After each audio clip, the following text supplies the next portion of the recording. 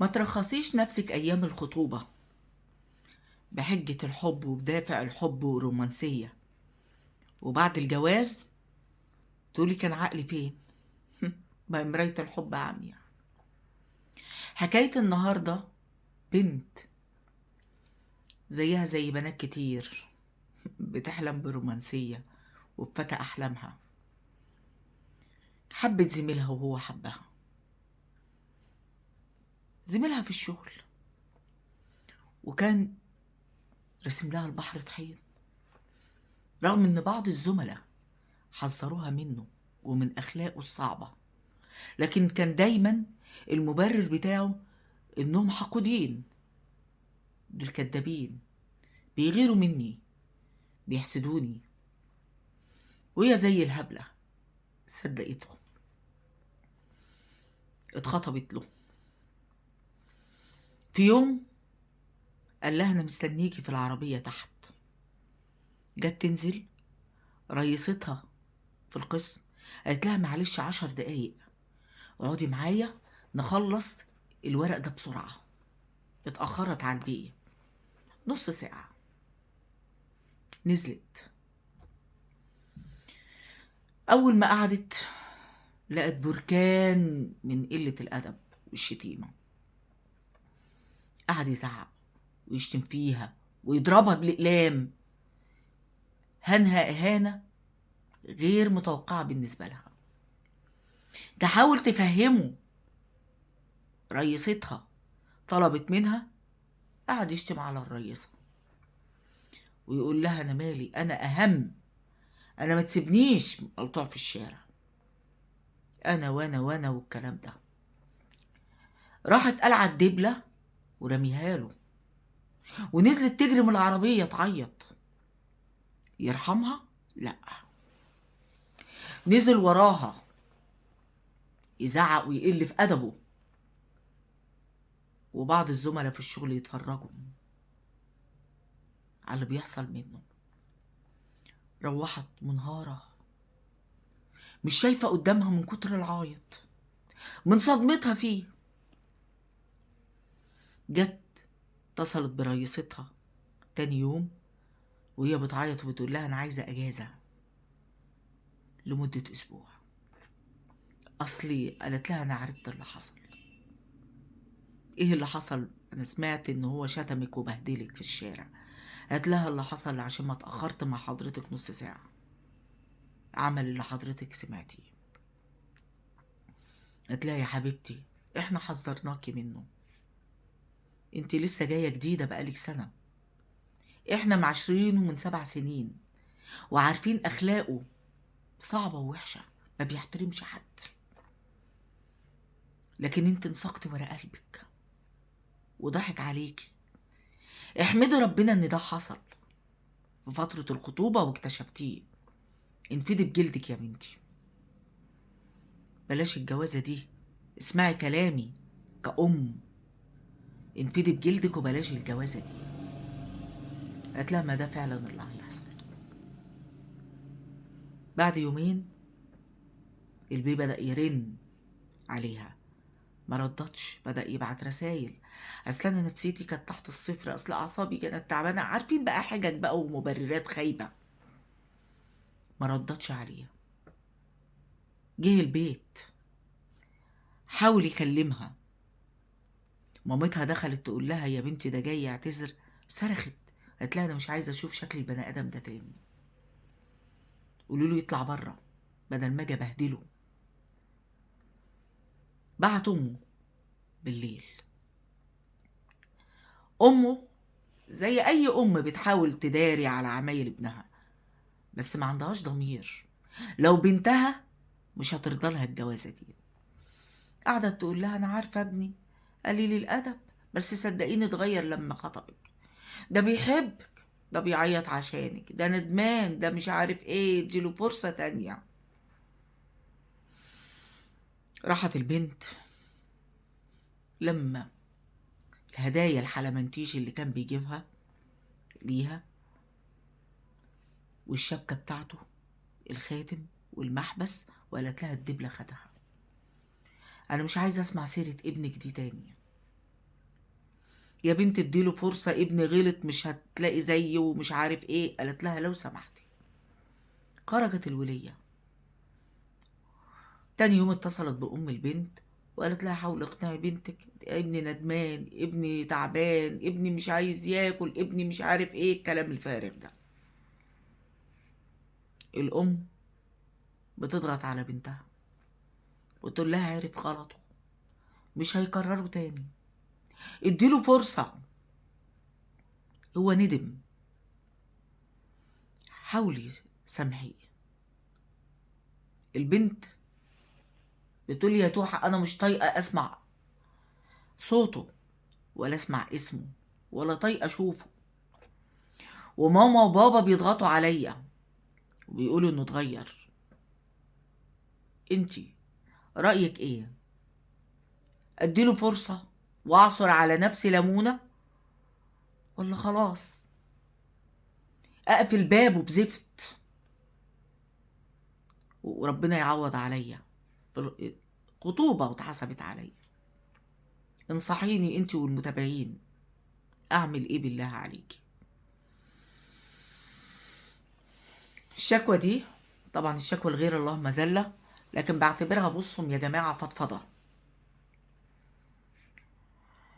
الفترة اللي فاتت قبل ما أقول رأيي ليكي يا غالية، أنا عارفة إن أنا قصرت مع إخواتي وحبايبي في القناة، بس انتم عارفين بعد الأم مفيش. الأم والأب هم حصن الأمان بالنسبة لنا. أمي دي تعتبر بنتي زي ما أنا قلت لكم اللي أنا ما خلفتهاش، بحكم إن ربنا الحمد لله ما رزقنيش بالخلفة. أنا بعتبر أمي دي بنتي، فبعياها كانت الدنيا واقفة بالنسبة لي، فسامحوني. طبعا بعياها وتقصيري معاكم ناس كتير من إخواتنا وحبايبنا لغوا الاشتراك في القناة، وده حقهم، دي حرية. اما بقول الكلام ده لوقام بقول لها مشتركين كتير طلعوا من عندي عشان الغيبة، قالت لي اعملي فيديو وقولي لم علينا عبيدك يا رب عشان يرجعوا تاني. فضحكت، قلت لها بصي يا ويوي، القناة أنا عاملاها فضفضة بيني وبين حبايبي، بيني وبين أهلي وإخواتي ومتابعين. أنا وجهة نظري بقى بالنسبة لمشكلتك يا غالية، ما ترجعش لي. اللي بيتنازل مرة هياخد على دماغه العمر كله. أولا زمايلك نصحوكي وقالولك إن أخلاقه لا مؤاخذة في اللفظ زفت، وانت ما صدقتيش، عملتي ودن من طين وودن من عجين. والحمد لله إن ربنا ظهرهولك وكشفهولك على حقيقته قبل ما الفاس تقع في الراس وتتجوزي. وساعتها بقى المجتمع والناس هيقول عليك مطلقة، يا سلام لو خلفتي، لا استحملي عشان ابنك، وهتاخدي على دماغك العمر كله. ده بني آدم ما يستاهلش بأي حال من الأحوال تديله فرصة تانية. إنسان بالبلدي كده مهزأ، أمه عارفة إن هو مهزأ، وهي ما عندهاش ضمير أساسا إن هي تيجي تدبسك في جوازة زي دي اللي يهمها مصلحة ابنها. تاني حاجة، واحد هانك قدام زمايلك، تفتكر هيبقى عليكي بعد كده؟ بعد الجواز مش بعيد برضه هيهينك ويقل أدبه ويضربك قدام زمايلك ويقل من قيمتك أكتر. إيه اللي جبرك على كده؟ الحب؟ يا اخت قطيعة الحب اللي زي ده يا بنتي، الحب راحة، استقرار.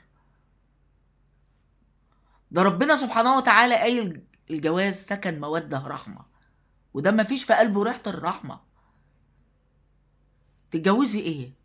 تتجوزي بني آدم يذل فيك ويهينك ويضربك ويشتمك، وبعد ما تنزلي من العربية ما رعاش انك انت قدام الشركة وزمايلك وارد ان هم فيهم ناس يشوفوا الوضع ده ويقل في أدبه ويسفل ويهين ويتمادى.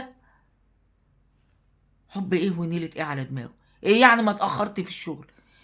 يا اختي كرامته ناقحة عليه قوي كده، كان اتصل عليك ويقول لك هتتأخري يا حبيبتي، كان طلع ساعدك في الشغل تخلص، كان طلع قعد تتلقح في المكتب فوق شوية على ما تخلص، كان سابك ومشي. لو هو مستعجل قوي كده، لكن ما يقلش في أدبه ويسفل، وتيجي تقولي ماما مش عارفة بتقولي فرصة. اوعي. من شاب على شيء، أو من شاب على شيء شاب عليه. هو اتربى على قلة الأدب. عارفة، حكايتك دي بتفكرني بواحدة اتجوزت، جوزها كان سافل وقليل الأدب، اتطلقت، كان معاها بنت، بدأ يبعت مراسيل ليها: ده بيحبك، ده بيعيط، ده مش قادر ياكل، مش قادر ينام، وتعلم الأدب والكلام ده، وربي بنتك على طبلية أبوها. وزي الهبلة رجعت، اكتشفت إنه بقى أسفل وأقذر من الأول. قول لها: أنت اللي رجعتي، أنا ما كنتش عايزك. وفضلت في الإهانة والذل والمهانة سنين معاه.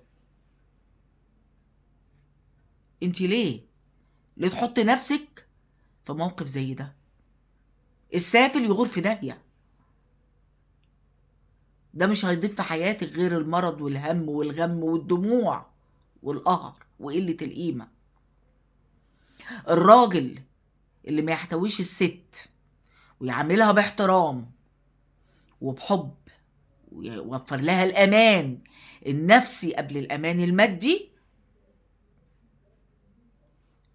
قلته أحسن. احنا في الفلاحين يقولك ايه؟ ظل راجل ولا ظل حيطة؟ لا، في الحالة دي ظل الحيطة أحسن لك، لأنه ما ضافلكيش غير الهم والغم وقلة القيمة، ما اديكيش الأمان، الراحة النفسية، الاستقرار والهدوء. ده انت في الخطوبة بدل ما يقولك كلمتين حلوين، ايه النيلة دي؟ يضربك يا اختي، يتقطع ايده هو واللي زيه. ليه؟ هما بنات الناس لعبة؟ لو اخته ولا بنته كان هيرضى لها بكده؟ بانسان قذر زي ده يمد ايده عليها؟ انا من رأيي اسمعيش كلام امك، اسمعيش كلام اي حد. امك خايفة عليكي كأم، عايزاكي ايه تتجوزي ومش عارف ايه وتفرح بعيالك، لا قدر الله جيت اتضربتي واتهنتي، وده اكيد هيحصل لما تتجوزيه وخلفتي، تقول لك اضغطي على نفسك، استحملي، البيوت مقفلة على بلاوي، ياما ناس استحملت، ياما مش عارف ايه، وتفضلي شاربة الصديد والطين مدى الحياة، وتربي عيال غير أسوياء بالمرة، مع أب مريض نفسيا، ده يشوف واحدة على نفس الطينة بتاعته، لكن مش واحدة بنت ناس زيك متربية. ابعدي يا بنتي، ابعدي ابعدي ابعدي من هنا للسنة الجاية. انت لو بنتي مرضلهاش الجوازة دي. ده رأيي، انتم ايه رأيكم؟ منتظرة تعليقاتكم، واشوفكم على خير.